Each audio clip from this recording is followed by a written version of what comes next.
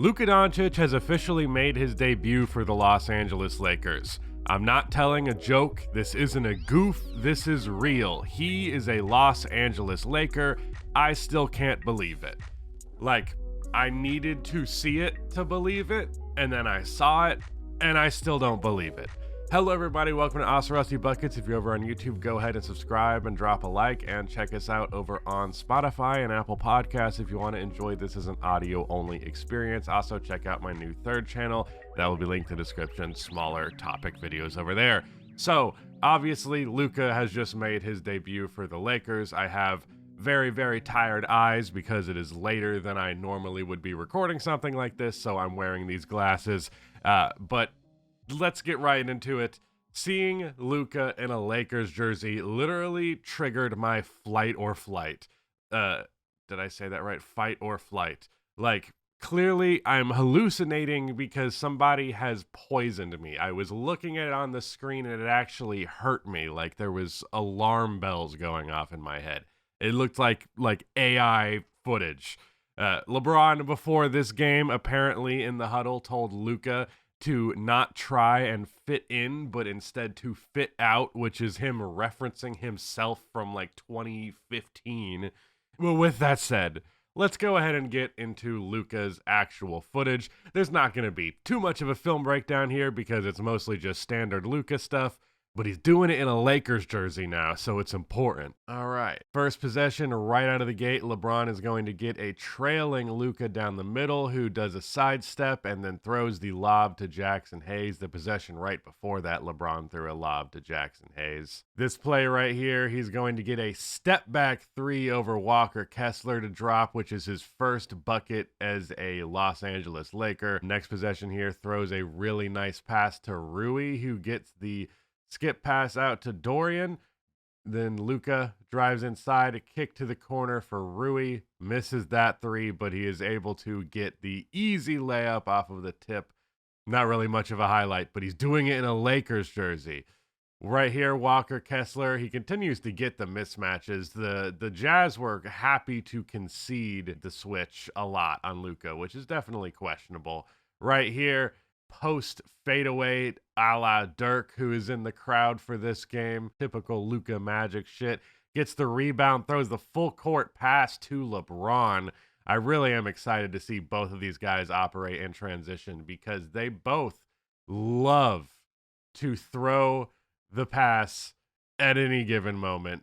And they're both really good at being targets for it, especially LeBron. This possession down screen from Hayes, then LeBron ends up finding him on it, and then immediately throws the lob to Jackson Hayes. Very, very poorly defended by the Jazz there, might I add. Luka up top, Jordan Clarkson on him, is just going to drive inside real slow-like and just wait for John Collins to whack him, and he's able to finish through the contact to get the and one. Then he checks out of the game. Like I said, was not the most crazy play or debut in the world, but Luka is in a Lakers jersey. So Luka's final box score for this game was 14 points on 5 of 14 shooting, 1 for 7 from 3 with 5 rebounds, 4 assists, and 1 turnover. Obviously, 14 points on 14 shots is not the best. 1 for 7 from 3, definitely not the best. There were some threes he took in there that I found questionable. Luka is always prone to take a questionable three here or there. I also got the impression that he definitely was not in the best shape, which is to be expected. He had not played since December 25th, and, he is prone to putting on weight when he does get hurt, so I wouldn't be surprised if that happened a little bit. But I'll tell you what, he definitely wasn't no damn 270 pounds. He was still moving like Luka, just not like Luka at his absolute peak physical form.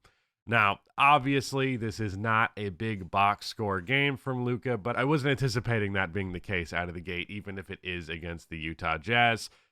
Obviously, this game was probably going to be a blowout. They had over 70 points in the first half, and he played fine in this game. He looked comfortable in moments, and that's all that really mattered, even if his shooting was not all that great.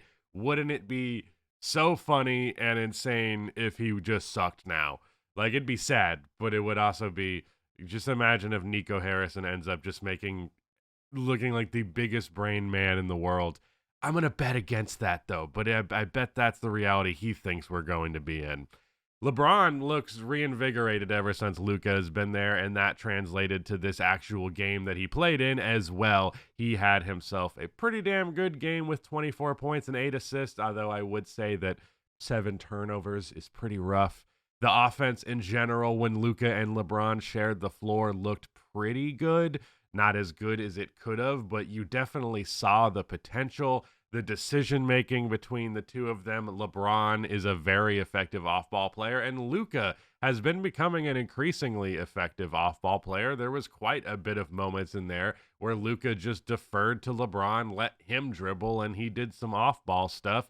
Ended up like that Jackson Hayes play earlier. I guess that's a little unspecific, but Luka came off of a down screen from Hayes, pass from LeBron. LeBron throws the lob to Hayes. Perfect hockey assist situation there. Jackson Hayes eating this whole game and is probably going to be eating for quite a while. He was 6 for 6 in this game. Also had 3 steals, and I think at least 4 of those field goals were lobs. It might have been literally all 6.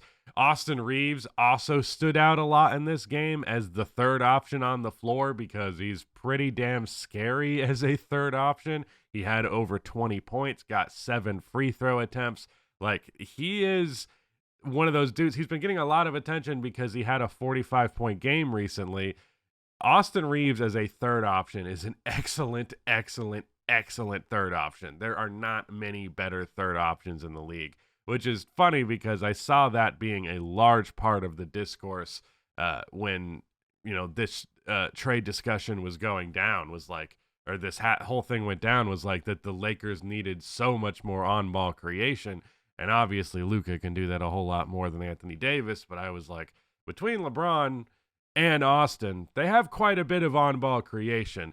But now that Austin is liberated to not be the primary ball handler and not have to deal with the best option to defend that, because that option is going to be thrown towards Luka, Austin is going to have an even easier time than he already was. So this is going to be great for Jackson Hayes. It's going to be great for Austin. I think it's going to be great for Rui Hachimura because he had a really good game. He also had 20 points, and he just benefited a lot from, like, the third best forward matchup. Like, you're often going to put a bigger guy on Luka, whether that's the 2 guard or whatever, and you're going to put another forward on LeBron that's probably going to be better than who you want to put on Rui. So Rui's just going to consistently find himself with mismatches. And in this game, he did a pretty good job of attacking them. He sometimes can be a little bit wishy-washy in that department. He did get a good amount of 3-pointers just off of, I think there was even a hockey assist play with LeBron for a corner 3 that was really nice. Also, as a complete surprise, this Jordan Goodwin guy had a really good game. He had played just 1 game for the Lakers previous to this where he played well, and thus far he's 2 for 2 on some really strong performances for them. He actually ripped off his face mask halfway through the game, which was really sick. He scored 17 points, but most of his buckets were in garbage time. What the actual impact on the court that mattered and will matter for the future for this Los Angeles Lakers team was he was doing a lot of the little things, rebounding despite being really small, a couple of good defensive possessions. I think there was even a steal in there. Good stuff from him. If he is actually a genuine rotation player, it just adds to all this great stuff going on for the Lakers. I would like to see LA get a little bit more creative with the lineups they ran. I think they went pretty bog standard stuff across the board here. Obviously, I don't think JJ is going to get right into his experimental bag right off of the gate. Just going to try and see what he has at first without getting too complicated, but I would love to see lineups that utilize and take advantage of the fact that Luka is a really strong rebounder, because you also have LeBron out there who's a really strong rebounder, and their small ball 5 option, Jared Vanderbilt, is a pretty damn good rebounder. So I think if you went with a small ball lineup with those 3 guys out there and, just ran this super high pace, super switchy defense, everybody's running up the floor, and then you have LeBron and Luka throwing those dimes. I would love to see that lineup specifically with Dorian and Rui, just so there's like the utmost amount of switchability, the utmost amount of length, and the utmost amount of dudes who can just finish a catch and shoot. In general, I want to see a lot of small ball just because I really, really think it would play well to these guys' strengths.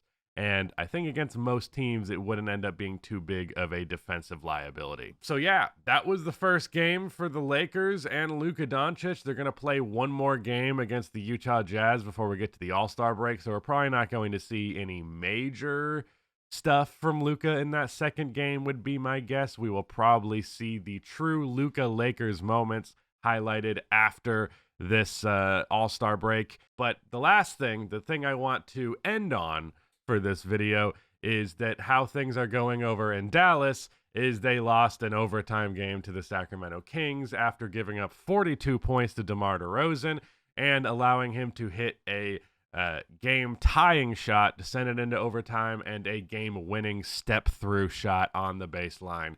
So not a great look for the Dallas Mavericks on their end of things. There was Anthony Davis is going to be out for a very prolonged period of time, at least a couple of weeks. There's worry that it might be longer than that.